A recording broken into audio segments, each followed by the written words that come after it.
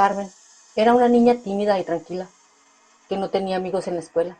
Sus profesores la veían con agrado, pero los otros chicos la molestaban por ser tan callada y estudiosa. Un día, mientras estaban tomando clases, la alarma de incendio sonó y el maestro les ordenó a sus alumnos que salieran en orden para efectuar el simulacro. Carmen dejó sus cosas y se reunió con sus compañeros en el patio escolar. Allí, un grupo de chicos se acercó a ella amenazadoramente y comenzaron a molestarla, llamándola con sobrenombres desagradables, empujándole y calándole el cabello. Poco a poco, aquel juego de mal gusto fue sobrepasando los límites. Los niños tomaron a Carmen y la arrastraron hasta la alcantarilla abierta, cerca de la cual estaba prohibido jugar. Aterrorizada, la pobre Carmen intentó escapar, en vano. Los abusones la empujaron y cayó en la boca de la alcantarilla, rompiéndole el cuello y quedando inerte en el fondo. Los niños, lejos de asustarse o sentir culpa, se alegraron de la muerte de su compañera y se pusieron de acuerdo para mentir cuando los profesores descubrieran lo que había ocurrido con la niña. Carmen se acercó demasiado a la alcantarilla, aunque le dijimos que no lo hiciera.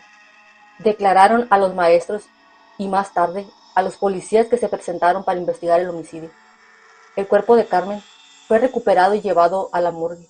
Allí, los forenses se estremecieron de horror al descubrir que tenía el rostro desfigurado, pues al caer se había estrellado de boca contra las escaleras de hierro de la alcantarilla, y la cara se le había desgarrado. Finalmente, se archivó el caso como un accidente, y el incidente se convirtió en una macabra leyenda que contaban los niños cada vez que salían a jugar al patio. Ella está en la alcantarilla, ella está en la alcantarilla, cantaban y reían sin remordimiento.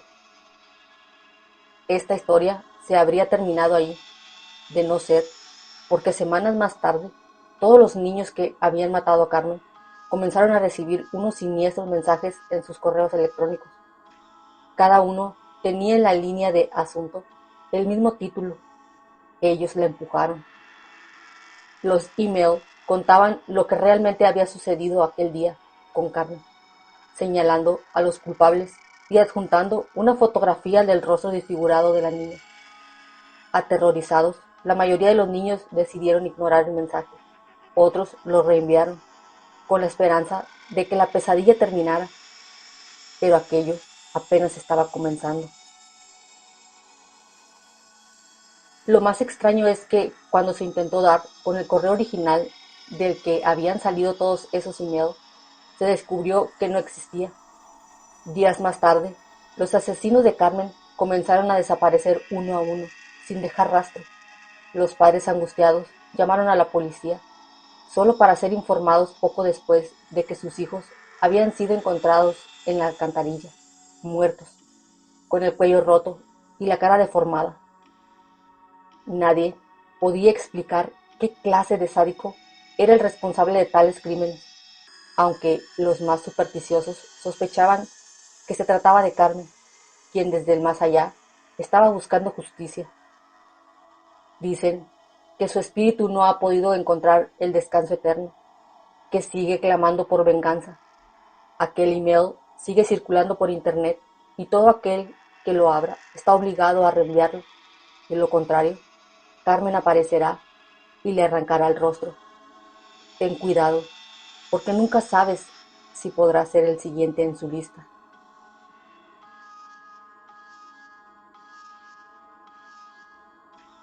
Adriana, una joven hermosa de no más de 20 años, llegó una tarde a la hacienda de la familia García, donde estaban en busca de una sirvienta capaz de encargarse de los labores del hogar. Los García habían despedido a varias sirvientas durante semanas, debido a su incapacidad para llevar a cabo cualquier tarea. Sin embargo, Adriana fue contratada a pesar de su corta edad. Los García vieron en ella una joven emprendedora. Los días pasaban y la chica no daba problemas, ya que desempeñaba su trabajo como ninguna otra que había pasado por la hacienda. Los García estaban encantados con Adriana. Una tarde, mientras Adriana preparaba la cena, Nelson el dueño de la hacienda comenzó a seducirla. Sin previo aviso, empezó a tocarla. Él pensó que Adriana se molestaría, pero en lugar de eso, ella se dejó seducir, sin antes advertirle: tu esposa nos puede ver. Decidieron encontrarse más tarde, cuando María, la esposa de Nelson, estuviera dormida. Pasada la medianoche, Nelson intentó despertar a su esposa, pero ella parecía muerta. Entonces, Adriana salió de su escondite. Cuando llegó a la habitación, él la esperaba con anticipación y deseo. Estas escenas se repitieron noche tras noche, y María nunca sospechó nada, a pesar de que María y Nelson nunca pudieron tener hijos por razones desconocidas. Adriana comenzó a sentirse mal. Vómitos, náuseas y mareos la acosaban todos los días.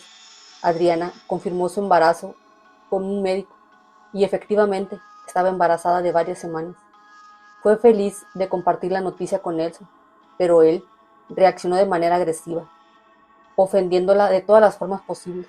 Nelson arrojó a Adriana a un pozo en la parte trasera de la hacienda, un lugar inaccesible y sin salida, con más de 30 metros de profundidad. El horror invadió a Adriana cuando se despertó tras la caída, habiendo recibido múltiples golpes que la dejaron inconsciente. A medida que sus ojos se acostumbraron a la oscuridad, Adriana descubrió un panorama espeluznante. Un gran número de mujeres muertas en avanzado estado de descomposición llenaban el lugar. El olor a carne en descomposición era insoportable. Adriana se cubrió la nariz con la mano mientras avanzaba por ese cementerio de mujeres.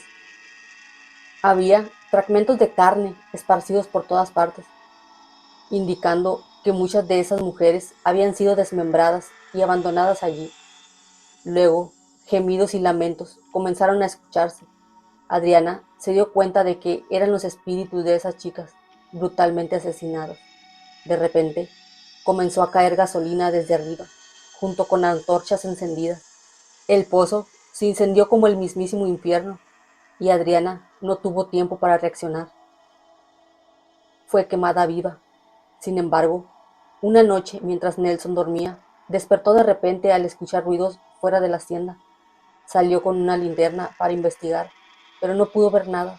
Esto ocurrió varias noches, hasta que una noche soñó que su esposa ardía en llamas en el infierno. Asustado, se despertó y encontró a su esposa durmiendo plácidamente. Al regresar a su habitación, sintió que lo observaban. Al darse la vuelta, vio el cuerpo calcinado de una chica. Aunque las graves quemaduras dificultaban su identificación, supo de inmediato que era Adriana, quien lo amenazaba desde el infierno, con su cuerpo carbonizado. A pesar de que estaba calva debido a la pérdida de cabello, tenía la ropa quemada pegada a su cuerpo. Adriana desapareció con una risa malévola. Horrorizado, Nelson corrió de regreso a su habitación, donde su esposa ya no estaba en la cama, sino de pie en un rincón, mirando la pared. Golpeaba repetidamente su cabeza contra la dura superficie, y su rostro estaba desfigurado y ensangrentado. Su esposa lo miraba fijamente, con los ojos ahora en blanco y una sonrisa siniestra en el rostro. La puerta de la habitación se cerró con un fuerte golpe, y la temperatura comenzó a descender. Nelson escuchó una voz femenina ronca que surgía de su esposa María, una voz que no le pertenecía. Hacía sonidos extraños y pronunciaba palabras incomprensibles. Paso a paso, su esposa se acercó a él. Nelson estaba paralizado por el terror acumulado. Pudo ver que no era su esposa, sino Adriana, quien lo miraba con ojos penetrantes y una expresión aterradora, una mezcla de maldad y terror. Adriana desató un grito tan fuerte que con una fuerza inexplicable arrojó a Nelson contra la pared, dejándolo indefenso. Su cuerpo comenzó a arder como si estuviera siendo consumido por el fuego. Gritó de dolor una y otra vez, mientras la risa siniestra de Adriana llenaba la hacienda. Finalmente, Nelson vio a su esposa caer al suelo, inconsciente, mientras él seguía gritando de dolor, hasta que su cuerpo se redujo a huesos calcinados. El fuego y el olor a carne quemada Despertaron a todos los trabajadores de la hacienda, quienes entraron en la habitación de los García solo para encontrar a María de pie en un rincón sosteniendo un galón vacío de gasolina y una antorcha encendida, riendo siniestramente. María fue ingresada en un hospital psiquiátrico y extrañamente no tenía quemaduras en su cuerpo. Sin embargo, con el tiempo la hacienda de los García se incendió sin razón aparente y quedó cerrada para siempre. A pesar de ello, algunas personas que han visitado el lugar aseguran haber visto a una chica caminando por los oscuros pasillos con una lámpara en la mano.